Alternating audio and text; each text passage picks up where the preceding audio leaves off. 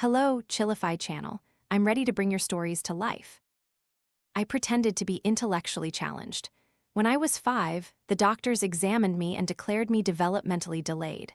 My mother cried in sorrow, but then she turned around and sent me to an orphanage. When I learned the truth, I just laughed. Out with the old, in with the new, right? How else can you move forward? In my second year at the orphanage, the director told me someone wanted to adopt me and asked if I agreed. I took a long, unblinking look at the elegantly dressed, beautiful woman beside the director and immediately agreed.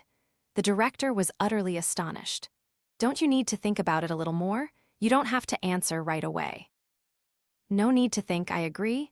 To show my sincerity, I even ran over and hugged the beautiful woman's thigh tightly, sweetly cooing, "Scarlett likes you very much, I want to go home with you." Trust me, who could resist a soft, adorable little kid like that? Sure enough, the woman was delighted by my affectionate gesture. She immediately bent down and picked me up, saying, "From now on, you'll be my precious darling." As she lifted her hand, my eyes immediately spotted a dazzling 30-carat diamond ring. On her shoulder, she carried a designer bag, no less captivating. I cleverly put on a sweet, innocent smile. "My lady, you are my super enormous, giant darling." The night before I left the orphanage, I met a boy. He was thin and small, sitting alone in the courtyard. "Hey, tomorrow I'm leaving with my new mom." Hearing this, the boy looked up at me, his face clouded with worry. "So, you won't come to see me anymore after this?" His voice was filled with sadness. "That's right, there probably won't be another chance." I was silent for a long time, then took a piece of candy from my pocket and handed it to him. I opened my mouth a few times before finally managing to squeeze out a sentence. "When you're rich and successful later, don't forget me." I knew it wasn't the right thing to say during a farewell, but at least it wouldn't make our goodbye too heavy. And the next sentence was what I truly wanted to say. I saw tears slowly welling up in his eyes, so I quickly said, half joking, half serious, "When you grow up and become successful, remember to help me out, okay? You know I love money the most." The boy wiped his tears and said, "Okay, I promise." After leaving the orphanage, I began a life like any other normal child. Happy and prosperous, leisurely and free, only one word could describe it: bliss. At 18, my mother used her financial power to get me into a prestigious private university. The day before classes started, Mom took me to meet a friend. "Scarlett, this is Aunt Lisa, and this is Aunt Lisa's son, Liam." Mom enthusiastically introduced the two people sitting opposite me. "Liam is your age and also studying at Nanjing University. Next academic year, you two will be classmates." I politely greeted them, then glanced at Liam, who remained silent. His face was angular, his features delicate, a high nose bridge, sensual lips, a masterpiece. I pulled my mother aside and whispered, "Mom, why didn't you introduce me to such a handsome guy sooner?" My mom, to my surprise, disdainfully patted my head.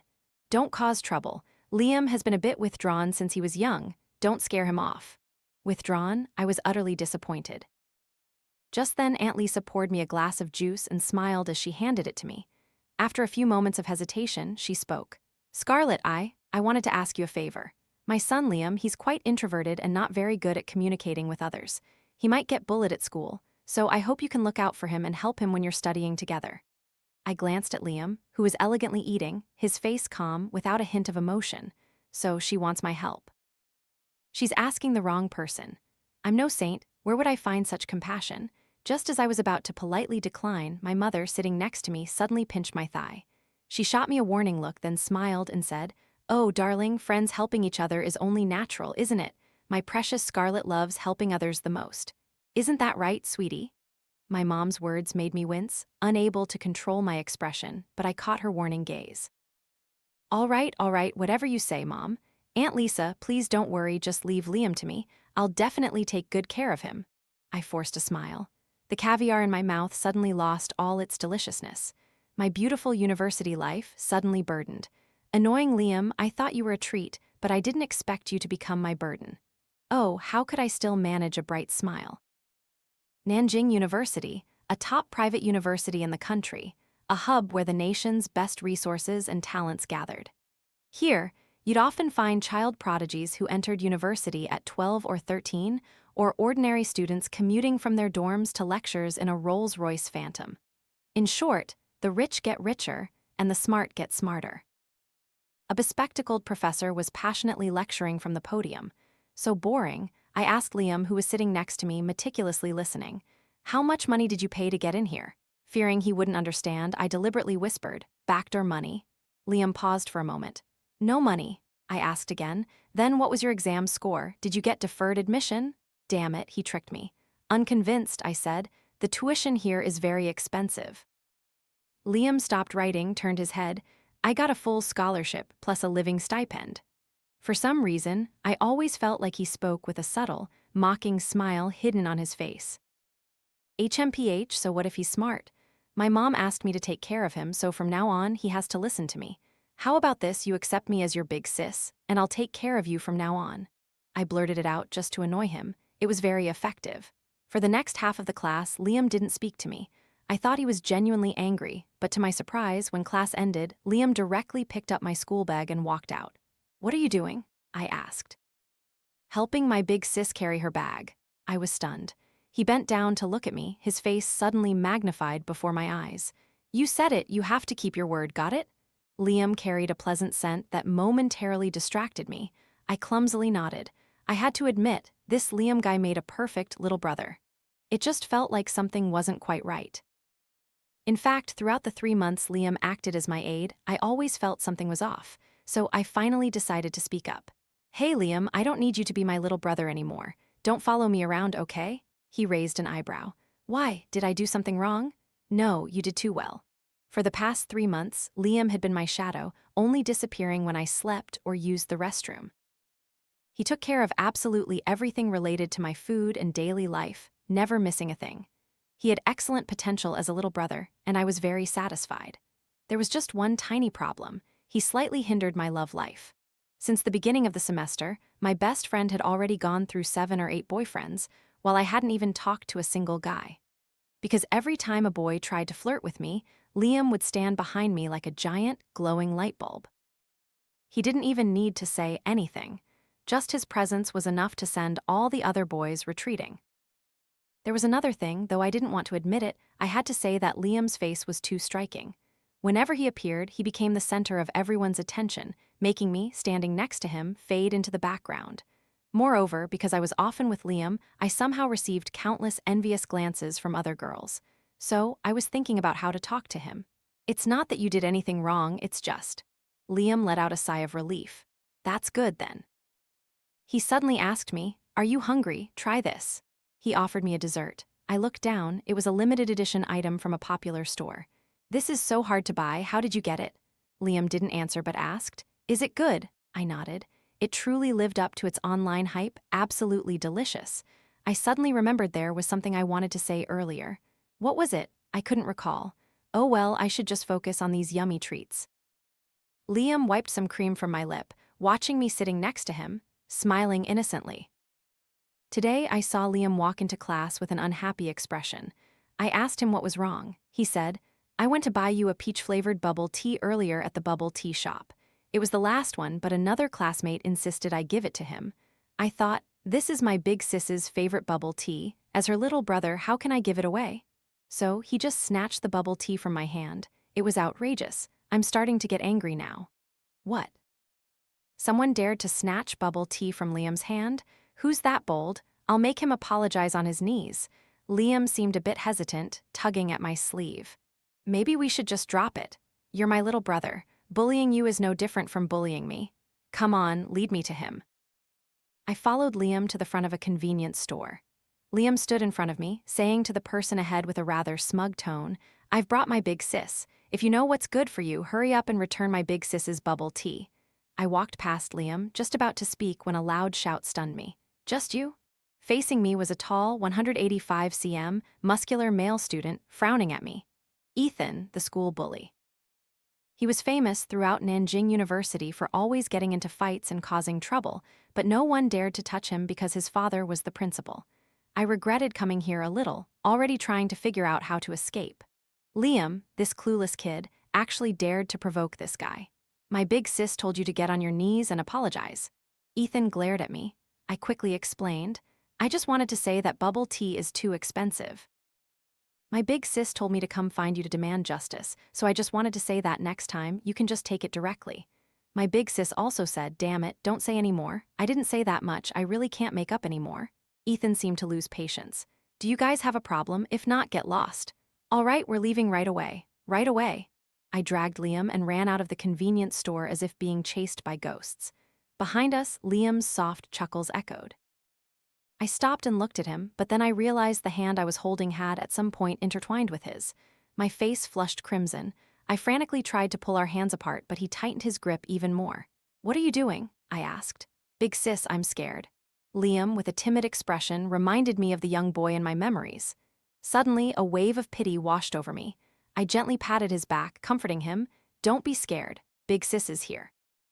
Then I took out a piece of candy and offered it to Liam, saying, when you're scared, eat something sweet and you won't be scared anymore.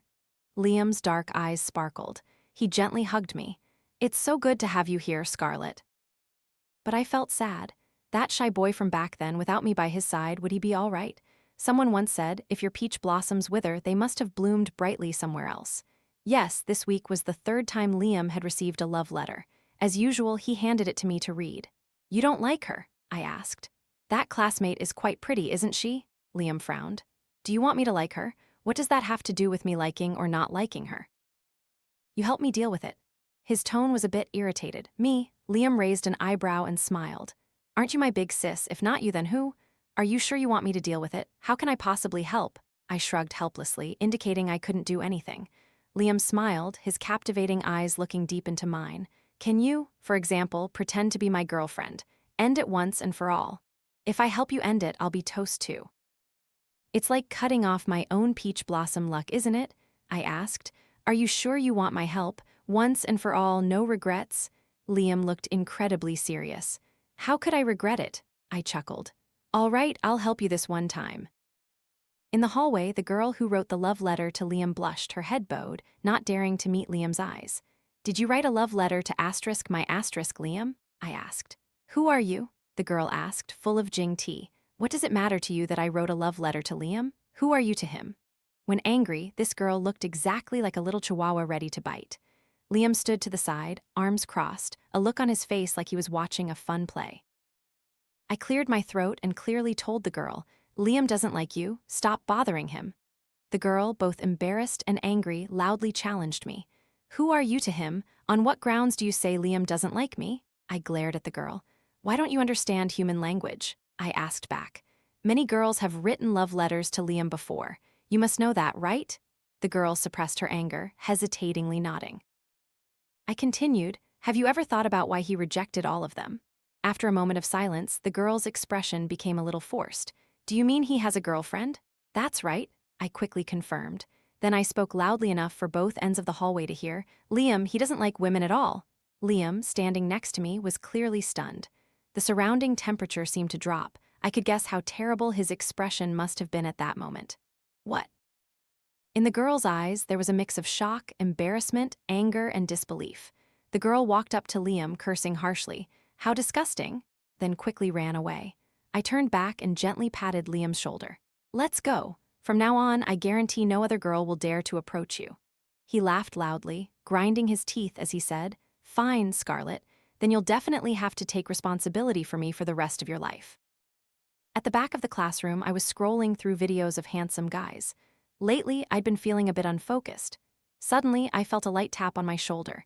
It was my best friend, the ocean goddess, Maya. Next to her was a guy. This is my boyfriend, she introduced him to me. I looked him over. He wasn't the same guy yesterday. Honey, darling, please go buy me a cold drink, she cooed at the guy. After he left, Maya immediately leaned in and asked, How does he look? I replied expressionlessly, Normal, she pouted, looking at me curiously. Hey, you weren't like this before. Why are you suddenly not interested in handsome guys anymore?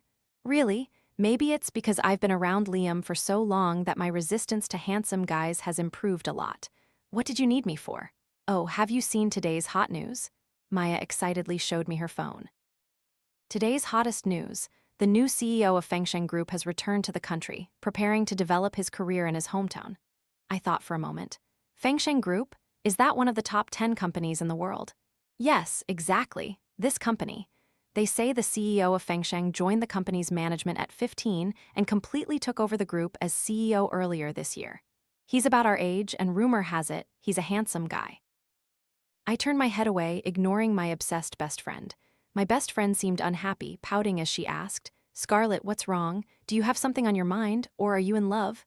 Please, I haven't even met a single man yet. Love, what kind of nonsense is that? Let me guess, are you perhaps falling for Liam? Seriously? I instinctively wanted to deny it. My best friend cut me off. Don't say anything yet, let me organize my thoughts. You've been so close to Liam, helping him provoke Ethan and even chasing away all the other boys and girls around him. You definitely like him. Look, just mentioning him and your face is already flushed. I frantically touched my face.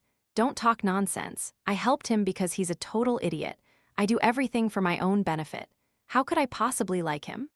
Unexpectedly, my gossipy best friend's expression suddenly turned serious.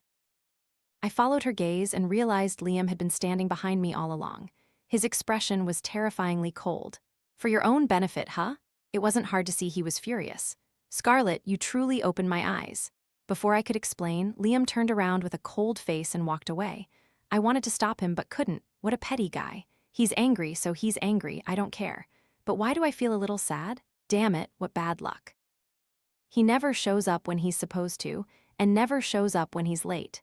Why does he have asterisk to appear when I'm talking smack about him? That evening, I was walking alone in the stadium, wondering if I should find time to apologize to Liam. As I looked up, a tall figure blocked my view. Ethan, what's up? I wasn't in a good mood, so I was less afraid of him. Ethan, like a bull, tilted his nose up. I like you. He seemed to think he was very impressive. Ah, what a beautiful day today. Why does everyone want to annoy me? I ignored him and moved aside, but he blocked my path again. Ethan immediately flared up. Pretending to be pure, huh? Who knows how many guys have touched you already? My face suddenly turned cold. I spun around and slapped him hard across the face. After slapping him, even I was stunned. Ouch, Ethan looked even more incredulous. Seeing him clench his fists, I quickly ran. He grabbed my hair and pulled me back. It hurt so much that I immediately burst into tears. You brat, how dare you hit me? My whole body trembled with fear. I wanted to scream for help, but none of the students walking by dared to come to my aid. At this moment, I missed Liam a little. If only he were here, it would be so much better. I closed my eyes. It seemed I had no choice but to surrender today. Whack! It was the sound of a fist hitting a face. The hand grabbing my hair suddenly slackened. Enduring the pain, I turned back to look. Ethan had fallen to the ground at some point, clutching his left cheek, grimacing in pain as he yelled, "You guys just wait." After saying that, he scrambled and crawled out of the school grounds. Seeing the sudden turn of events before I could even understand what was happening, I fell into a warm embrace. It was Liam. Inhaling his familiar scent, I realized I was being a bit dramatic. My nose stung, and I hugged Liam, sobbing uncontrollably. He gently caressed my head, his voice soft. "I'm sorry, I'll never leave you alone again." That scumbag Ethan, his grip was so strong, my head hurt so much I couldn't sleep all night. Yesterday's incident truly terrified me. So much so that afterwards, when I hugged Liam and cried, I was both hitting and scolding him, blaming him for abandoning me. After thinking about it, it seemed I was the one who provoked him first. So now, when I met him, I felt a little awkward. That afternoon, during PE class, it was scorching hot. Liam and I found a shady spot to rest. He pulled out a pre-prepared fan and fanned me. I closed my eyes, enjoying the cool breeze, when I suddenly felt my face grow a little cold. Looking back, I saw Liam smiling widely, holding a cold drink in his hand. Here, the peach flavor is good. I didn't hesitate to give him an appreciative look. PE class, huh?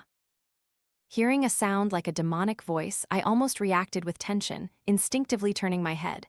It was Ethan again, with many others. Counting roughly, there were about 30-odd people, each holding a weapon. My palms sweated with tension. I quickly stood up, shielding Liam behind me, trying to appear calm. What a coincidence, you're also here for PE? What am I here for, don't you know? The scar on Ethan's lip was quite prominent. I awkwardly chuckled, offering him the cold drink in my hand. Brother Ethan, it's so hot, have some water to cool down, here your favorite peach flavor. Ethan knocked the drink over, menacingly saying, "Don't play dumb, today either I take this guy's life or..." His disgusting eyes swept over me. "You come with me and have some fun with the big boys." No, help me." My eyes rolled. I heard Liam's soft chuckle from behind. "No way, you're still laughing at a time like this. Looks like you want to bring trouble upon yourself, huh?" I saw Ethan's muscles tense. Fine, today I officially declare war on you. The 30 people on the other side were ready for battle. Was it too late to kneel and beg now? Look, it seems Ethan is about to fight Liam on the other side of the field. No way, if Liam fights Ethan, he won't be able to stay at Nanjing University. Looking at this situation, someone might get killed. A crowd of curious students had gathered, whispering. Liam glanced at the crowd, then back at Ethan. Are you sure you want to declare war on me? Ethan impatiently said. Stop messing around with nonsense. I'll give you half an hour to call your people. Liam gave a cold smile. I'll give * you another half an hour. Go call more people. My head was full of question marks. What was this guy doing? Liam shed his previous gloomy demeanor, calmly taking out his phone. To Nanjing University Stadium in 10 minutes. Liam, I realized things weren't that simple. What are you trying to do? Follow me? Liam pulled me towards the stadium gate. Where are those guys going? Scared and trying to run away. Ethan's mocking voice rang out from behind. Liam stopped, a cold smile on his face. You want to play? I'll play with you to your heart's content. Time ticked by second. Only a few minutes left until the 10 minutes were up. Hey, Ethan, have your people arrived? Ethan taunted from the side. Liam narrowed his eyes coldly. The next second, more than a dozen commercial vehicles appeared in everyone's sight. Around 40 to 50 people uniformly got out of the cars. As soon as he saw this scene, Ethan immediately panicked. These seem to be cars from Fengsheng Group? Fengsheng. You mean that group that just returned to the country a few months ago? Could Liam be the CEO of Fengsheng? Among the students watching, some began to realize something. At this moment, I was extremely confused, my head buzzing nonstop. Liam, Fengsheng Group, CEO Liam. On the field, dozens of henchmen in black, upon seeing Liam, all bowed 90 degrees in greeting. Liam smiled, not in a hurry to act, but called out to a henchman next to him, Go to the bubble tea shop at the intersection ahead and buy a cold drink. I want a peach flavor. Yes, CEO Liam. Before long, the henchman returned with a cold drink. Liam took it, then handed it to me. Be a good girl, head back to the dorms later, he said gently. I shook my head, my attitude firm. No, at such a dangerous time, how can I leave you alone and go back? Liam smiled helplessly. All right, there's no way to deal with you. Just hide behind me later. If you get scared, tell me understood. I obediently and honestly nodded. Liam glanced at the time, then said to Ethan, It's almost half an hour. Are you sure you don't want to call a few more people? Ethan, on the opposite side, clearly no longer had his aggressive look, but he still stubbornly said, Go on, old man, I'm not afraid of you. Liam curled his lips into a smile, selected 10 people, then quietly instructed, Beat him up, no need to hold back. He turned and covered my eyes, then softly hummed a song for me. Painful screams echoed across the field. Those sounds of agony, but with him by my side, everything no longer seemed so terrifying. His singing voice was beautiful and so familiar. When the song ended, the screaming also stopped. My eyes were once again clear. Over 30 people were scattered on the ground, everyone beaten until their faces were swollen like pig heads. If not for their clothes, I definitely wouldn't have been able to recognize which pig was Ethan. You did this to me. My dad will never let you get away with it, he mumbled through gritted teeth. Your dad? Liam raised an eyebrow and asked again. Do you need me to help you call him? I recall that just a few days ago, Mr. Chu wanted to discuss a partnership with my company. About time we met and talked a bit. Then Liam took out his phone and dialed Ethan's father's number. He put it on speaker and held it up to Ethan's face. Hello, CEO Liam, why are you calling me at this free time? A fawning voice came from the other end of the line. Dad, come save me, Liam wants to. Kill me. Ethan squealed like a pig. Ethan, what's wrong? Liam took back the phone, his tone playful. Mr. Chu, your son is a bit naughty at school. What do you think? Should I discipline him on your behalf, or would you prefer to take him home and teach him yourself? The person on the other end was clearly very anxious. CEO Liam, I've caused you trouble, I'm truly sorry. I'll send someone to bring my unworthy son back and discipline him thoroughly. As for the contract, Liam hung up at that precise moment. Wait for someone to pick you up, he told Ethan, then had his people help Ethan up. Wait a minute. What's wrong, Scarlett? Liam asked me. He pulled my hair yesterday. Seeing me huffing in anger, Liam couldn't help but chuckle. So, what should we do now? I want to pull his hair back. Liam waved his hand, and the men brought Ethan in front of me, stuffing a piece of cloth into his mouth. Endure it. I unceremoniously pulled several strands of hair from Ethan's head. Letting out my anger, it felt much better. I glanced at him. He looked like a plucked pig. A moment later, another black luxury van arrived. First, 2 bodyguards stepped out, then opened the car door. Next, a middle-aged woman with sunglasses and a lavish outfit emerged. Ethan struggled to escape the grip of the men in black, running towards the woman. "Why is it you? Where's my dad?" The woman swayed her hips, then removed her sunglasses. At that moment, my pupils contracted slightly. My voice trembled uncontrollably. I told Liam, "No matter what happens next, don't interfere." Liam was very puzzled, but ultimately agreed. The woman's gentle, soft voice rang out. "Ethan, your father couldn't make it, so he asked me to come. If you have any grievances, tell your mom. I'll take care of it for you." "What? Don't be shameless. My dad hasn't even married you yet." Ethan disgustedly pushed the woman's hand away. The woman's face paled slightly, but she maintained her composure. "Who bullied our Ethan?" A henchman who had just been beaten to the ground immediately scrambled up, pointing at Liam and then at me. "It's them." The woman stepped towards us. The henchman quickly whispered something to her. The woman's expression towards Liam immediately changed, then she turned her head, frowned, and looked at me coldly. "You shameless little wench, how dare you bully my son?" I looked straight into her eyes, and she slapped me hard across the face. My head snapped to the side, my mouth filled with a sweet metallic taste. 13 years of no contact, and everything started again with a slap. "Good, very good, my birth mother, Catherine." I lifted my head, still wondering what attitude I should adopt to face her. Whack! Another slap rang out, but this time, it landed on Ethan's face. Liam had his foot on Ethan's chest, and a few teeth lay scattered not far away. "Madam, are you planning to take Ethan's corpse back to explain to Mr. Chu?" Liam's cold eyes darted towards Catherine. Ethan's face turned crimson from lack of breath. He struggled, rushing towards Catherine and yelling, "You idiot, stop him, do you want to kill me?"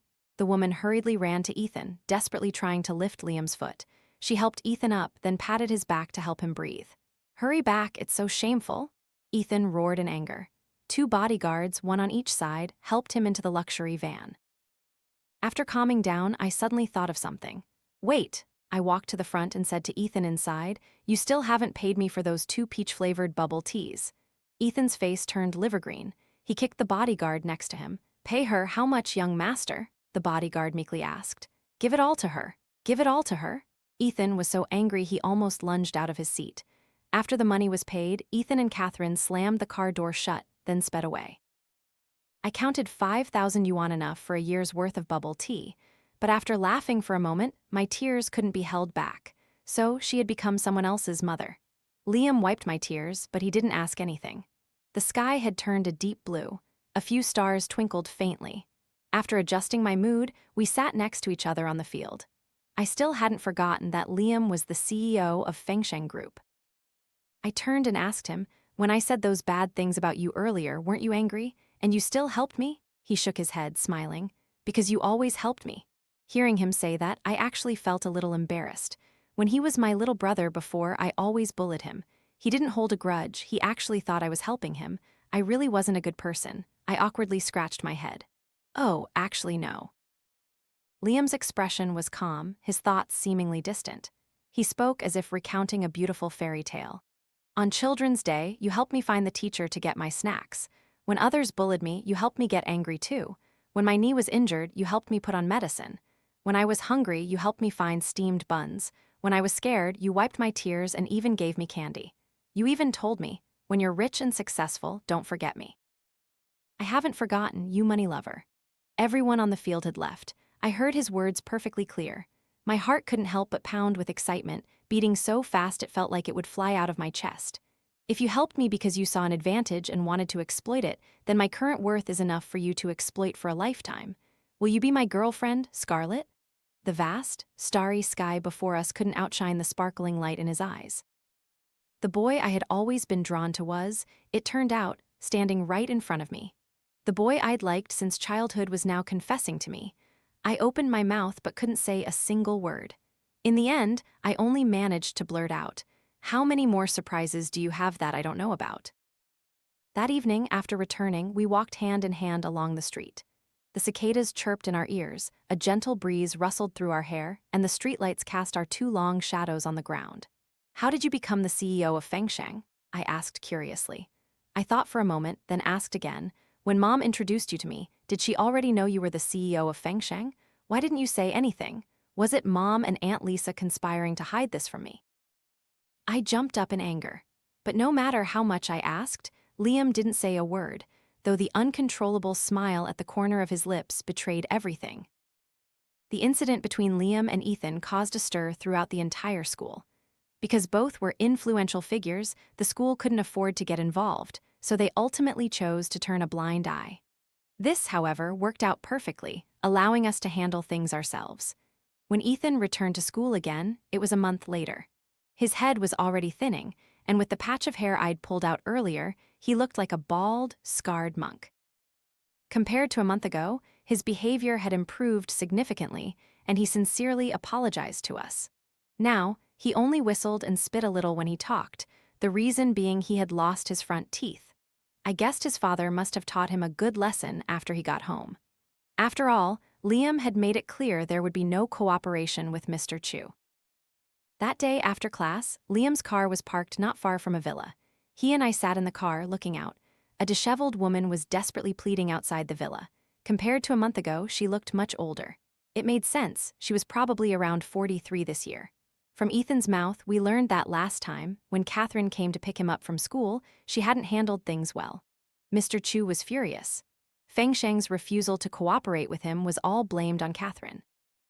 So, in a fit of rage, Catherine had been kicked out of the house.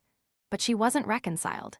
She had waited so long for Mrs. Chu to pass away so she could take her place, only to lose everything overnight.